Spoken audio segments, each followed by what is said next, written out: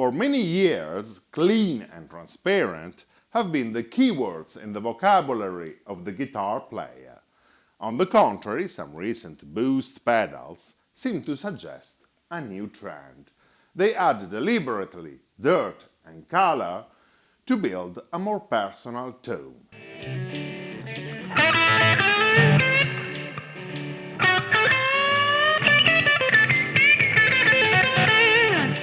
This relatively new category of guitar effects is probably still looking for a proper name.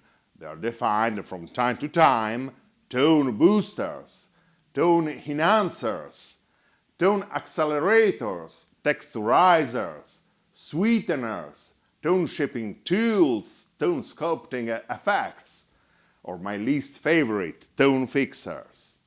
We will go through a rundown on a few fascinating pedals and discussing this compelling subject: boost pedals for a more personal tone, as always based on first-hand information.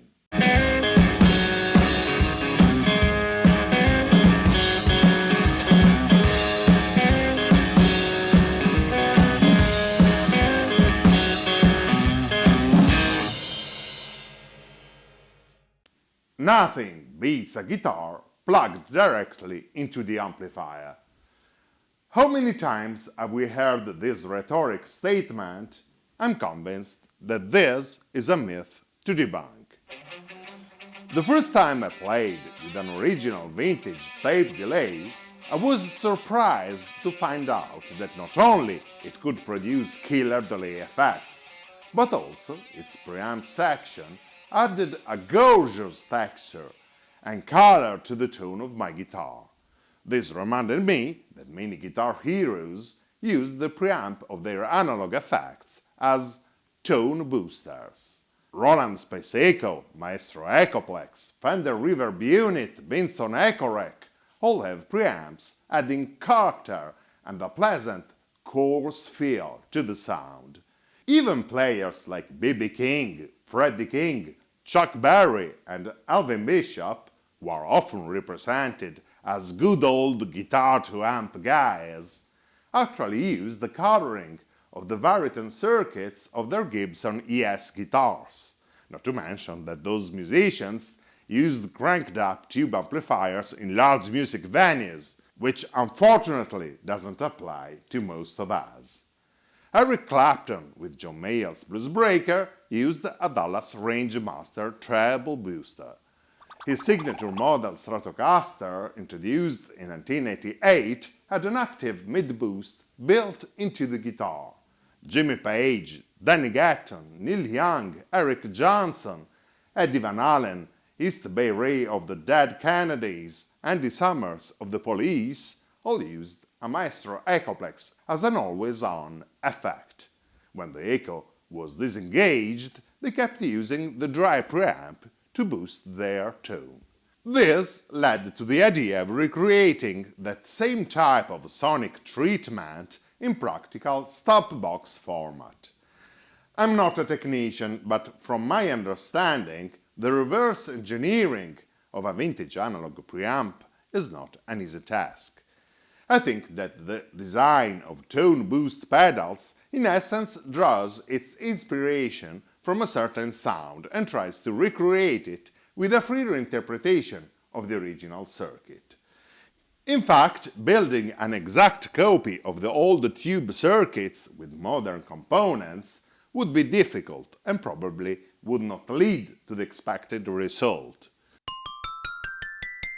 Early examples on the market were the Badger Badgerplex, a boutique pedal made in Texas with new old stock components, and the Australian Clinch FX EP Pre, also made in the interesting version Pico Pre, an always-on little box without foot switch. Exotic released in 2009 the superb EP Booster, which since its introduction has become an absolute bestseller. Likely in today's market we have more stomp boxes inspired to glorious historic preamp circuits. They offer effective alternatives to the exotic EP Booster. The EP Booster is a transparent fat preamp with a single knob and a single great well-balanced sound. You can't go wrong with it. It treats your tone with nice subtle compression, extra harmonics and body, especially when you run it on 18 volts.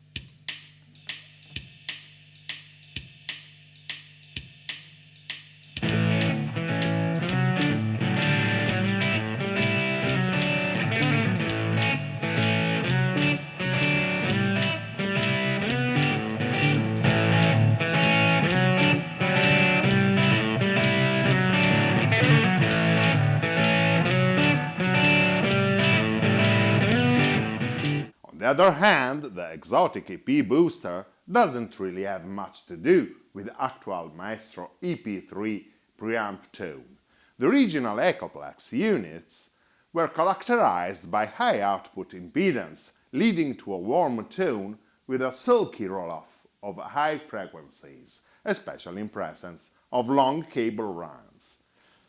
In 2018, Jackson Audio from Texas presented the Prism Boost. With all settings flat, this pedal is very similar to the exotic EP booster.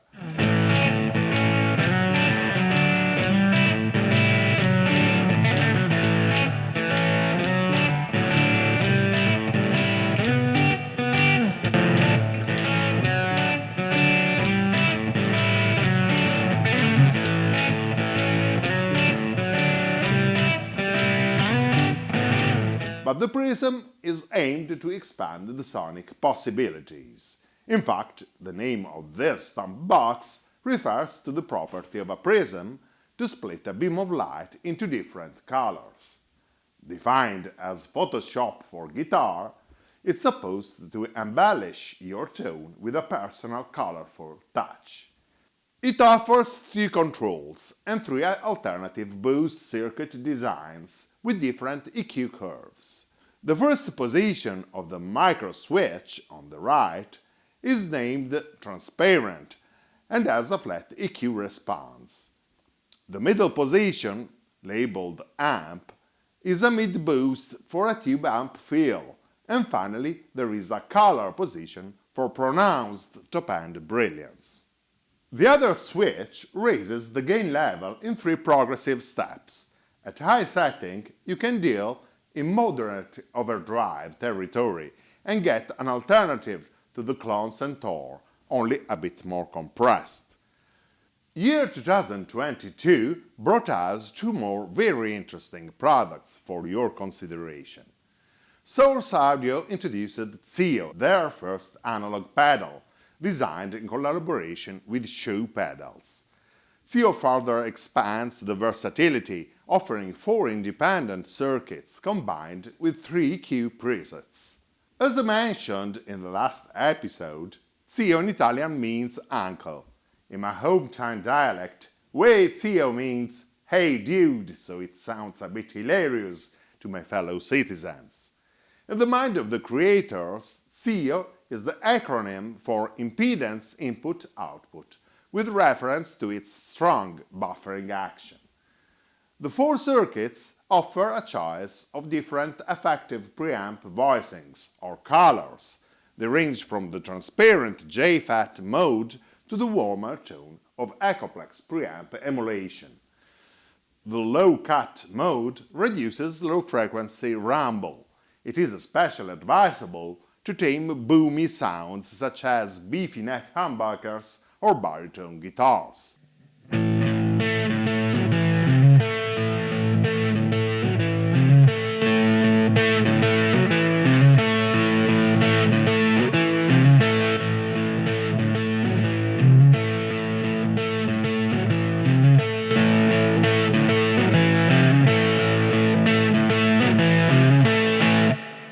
The highlight, or as we say in Italy, the main course of the Zio, is the studio preamp circuit, inspired by the glorious Pultec EQP1 studio equalizer.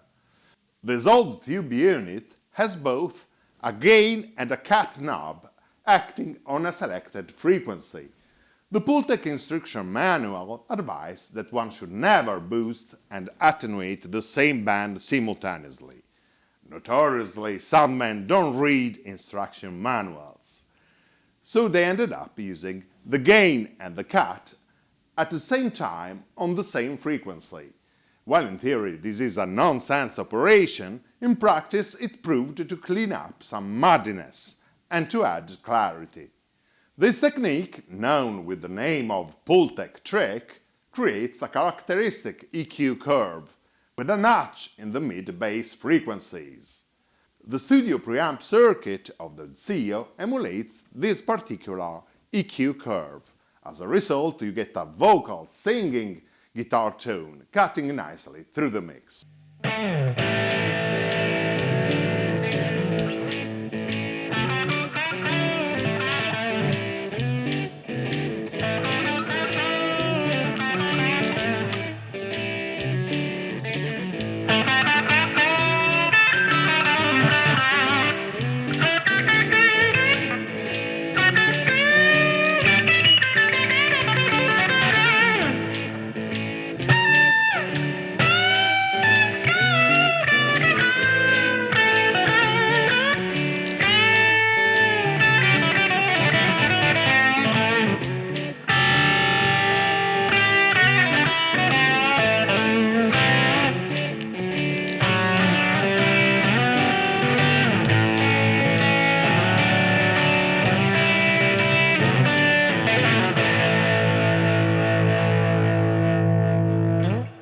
Finally, the tone switch on the left mimics three different loads of capacitance, or cables with different length.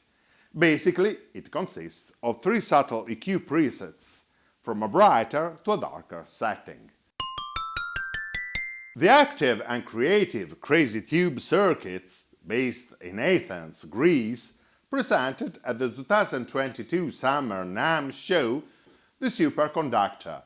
It's a tone booster pedal with an exceptional versatility, a clear winner in price to quality ratio. It boasts 4 classic preamp circuits, each with 2 alternative settings, for an embarrassing choice of magnificent sounds. The first position is inspired to the legendary Dallas Rangemaster from the 1960s. The second position is an impressive emulation of the Echoplex EP3 preamp from the early 1970s. The third position is based on the MXR microamp, a classic of the early 80s. And the last position, labeled MF, is a reinterpretation of the Zivex Super Hard-On MOSFET Boost introduced in 1996. A timeline of 4 decades of legendary sounds at your feet.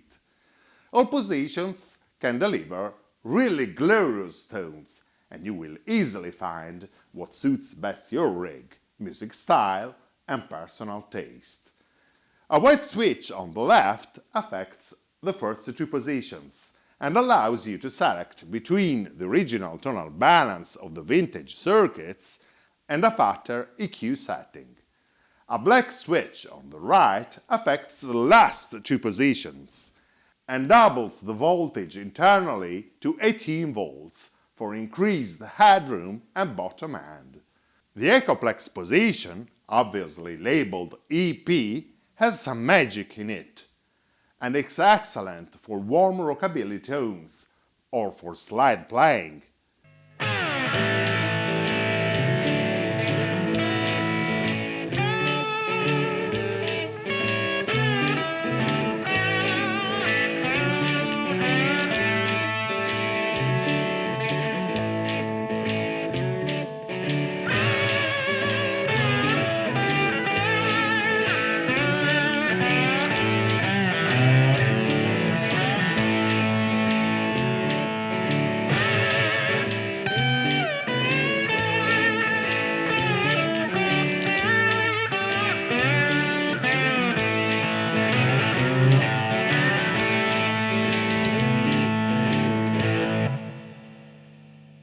The microamp position, intuitively labeled MA, could be used as a powerful, outstanding clean boost.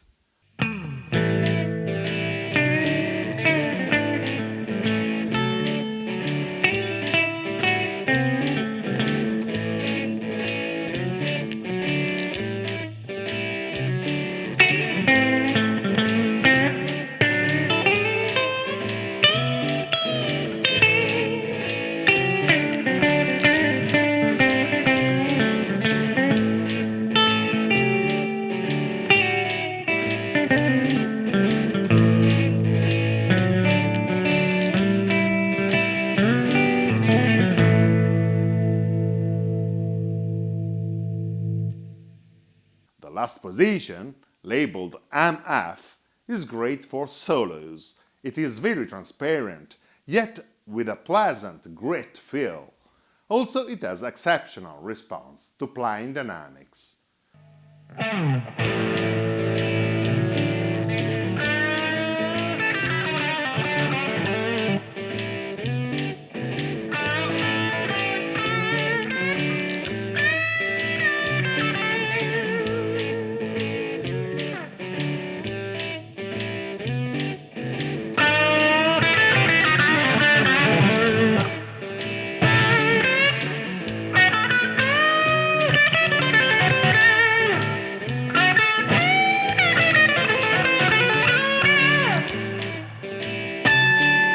Circuits and switches combinations have different unity gain levels. The MF position is the loudest.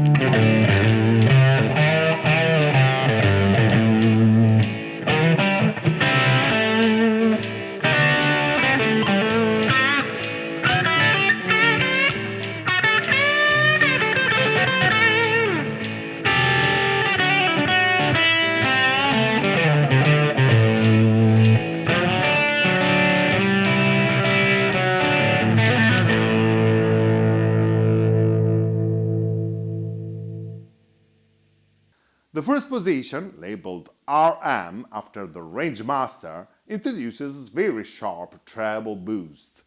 In this mode, you will have to place the superconductor first in the signal chain, as the Rangemaster, due to its input impedance, should be connected directly to the guitar for better responsiveness to the guitar's controls. Also, it's indicated for the darker normal channel of the amplifier, rather than bright or brilliant channels. The same goes for the color position on the Jackson Audio Prism. Now, Jackson Audio recommends to place the prism first in the signal chain, and Source Audio defines the ZIO a front-end boost, which also means that it should be placed first in your pedal board. Personally, I always broke this rule and placed this kind of pedals at the tail end, last in my pedal board chain.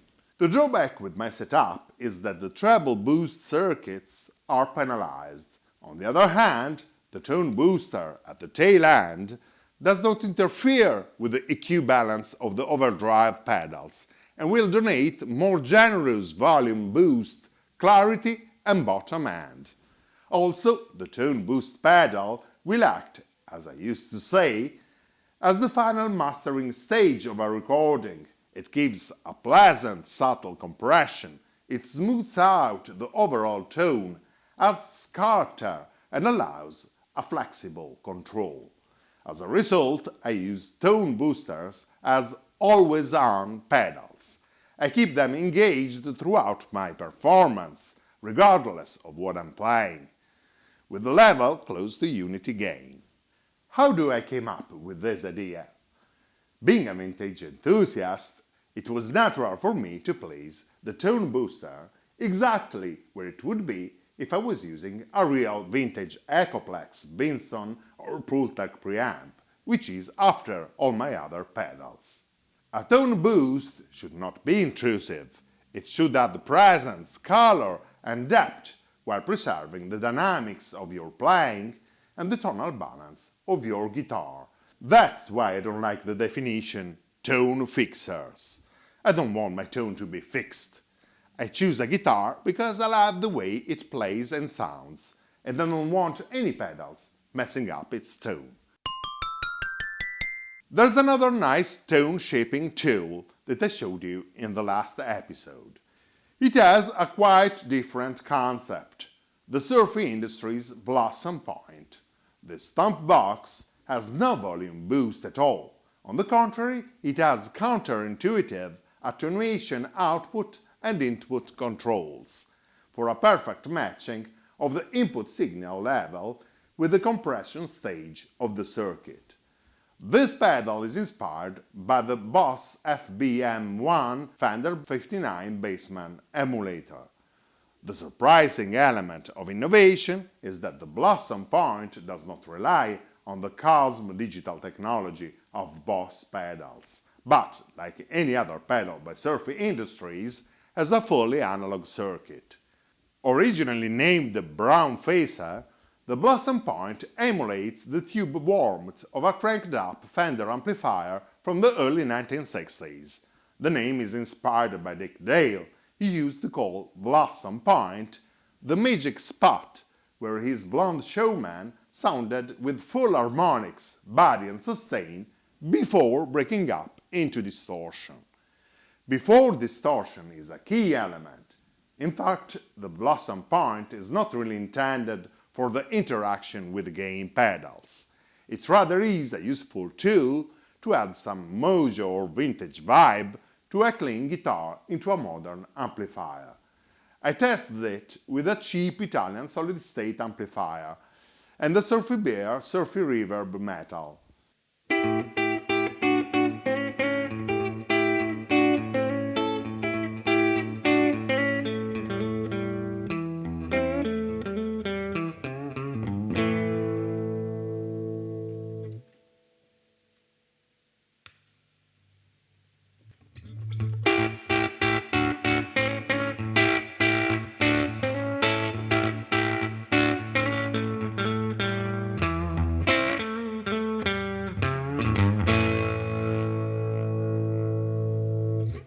The Blossom Point mimics the tube sag, compression and saturation to give vintage warmth and feel to any modern sounding amp.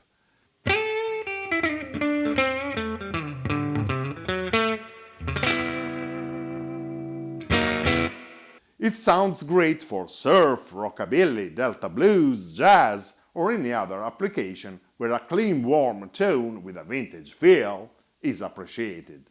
Bottom line, a tone booster or tone enhancer in your pedal board sweetens your bass tone and allows you to boost it and shape it into a more personal fashion, especially if you choose a deliberate frequency notch or when some grind or texture come into play. A good tone booster enriches the sound with added harmonic content, discrete compression, and a little more presence. When placed last in the pedal board chain, it acts like a mastering pedal, sounding like your natural tone with addition of a refinement process, like Photoshop for guitar. Another key role of the tone boosters is to easily fine-tune your rigs when you change guitars. Finally, you can deal with tonal variations when playing at different volume levels of your amplifier. Please find our suggested links in the description. Keep your comments and feedbacks coming and feel free to help the BTR channel with donations. Subscribe now and click the bell to keep posted. Join the Facebook group Bob's Tone Review and follow our Instagram profile.